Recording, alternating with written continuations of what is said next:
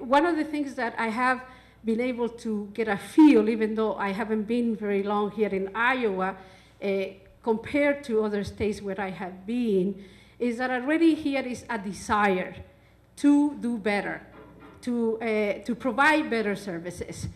In the other states where I have been, it have been more, you know, can you teach us how to do this so we comply with federal regulations? You see? So already I think that you're one step ahead of where I have been in other places. So I think that, yeah, just with that step, you already are more open to be able then to integrate processes that are going to make you more effective. And this is what these strategies have been helpful for other clinics or other organizations that we have been working with, that it is sort of that it provides the system to be able then to put everything together and be able to systematically then organize your clinic or your agency so that you can provide competent services. And then finally, I already mentioned training in workplace diversity. We all come from you know, very different places, and what we try to do, one of the problems that I have with diversity training that I think that, or culturally competence training, is that I think that they are culturally incompetent. Because, you know, usually you get our speaker that comes to us, this is how Latinos feel, right? Or this is what, and so what Hector did this morning is more what we need to be looking at is the values that are common to everybody. But then from there you depart and then you talk to the Latinos themselves.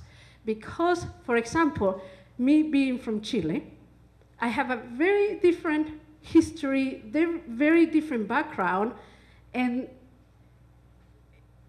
my interactions with people will be very different than somebody that came from Mexico or that has been here for a long time and has a Latino DNA, as I said before, but is very proud of being from here because the person was born here.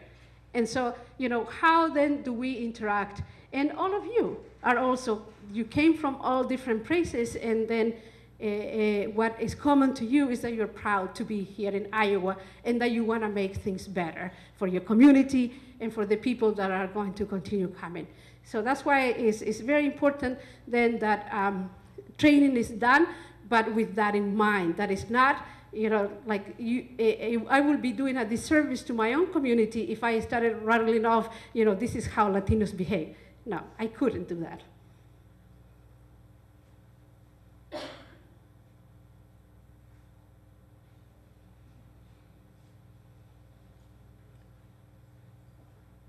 Oops, sorry.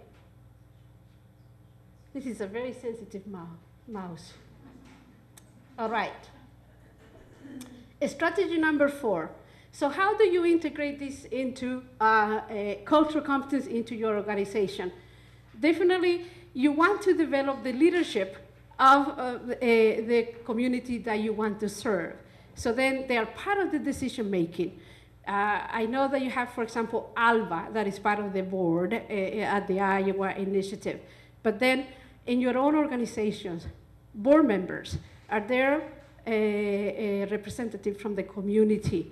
Because it's important to hear a voice that has some kind of an authority. So it's not necessarily just the client, but somebody that is on equal footing with the decision makers of the organization. And then again, hiring, recruiting from the community, make it as a priority.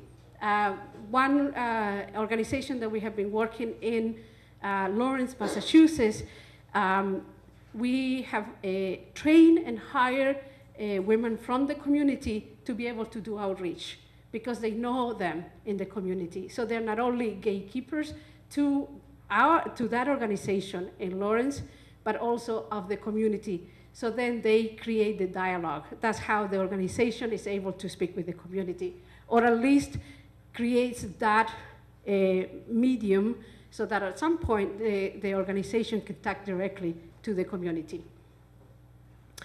as I said before, very important diversity training. And then involving the community in planning and quality improvement through board representation and focus group. So from time to time, it's important to ask, how are we doing? And be able to do surveys. Sometimes organizations that we have worked with, they do a very short survey that they can fill out in the waiting room. So it's not too burdensome. And in your package, you have another handout, another tool, and probably you're very familiar with these class standards, which is cultural linguistic assessment standards that were created by the Office on Minority Health. If you take a minute to take a look at that, it actually gives you some guidance or some standards.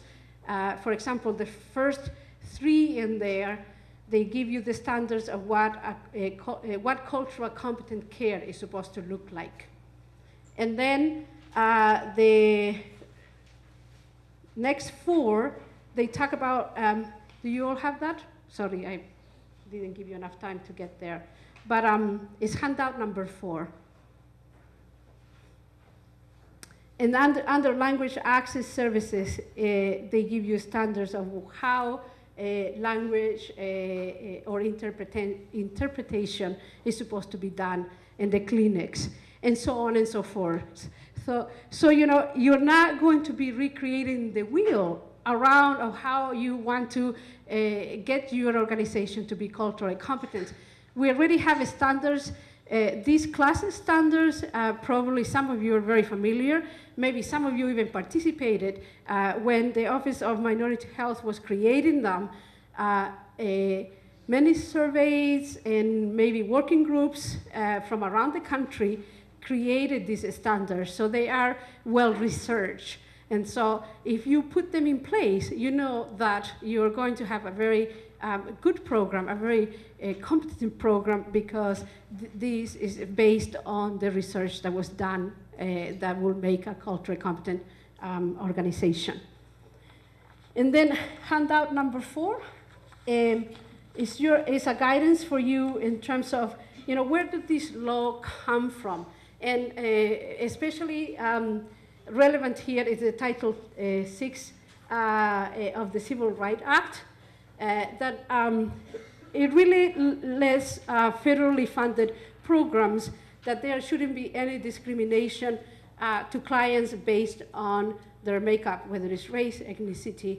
I think those are very important laws to have in up front, to be able to review them from time to time, because if you receive any federal funding, then you should be familiar with these, and it is, as we say, the right thing to do.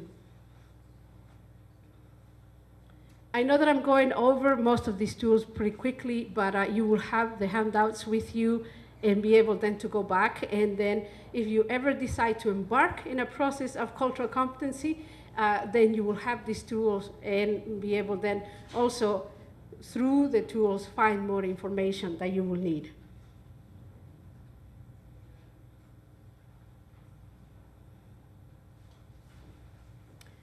And as with any process that we embark ourselves, then there is always going to be resistance for different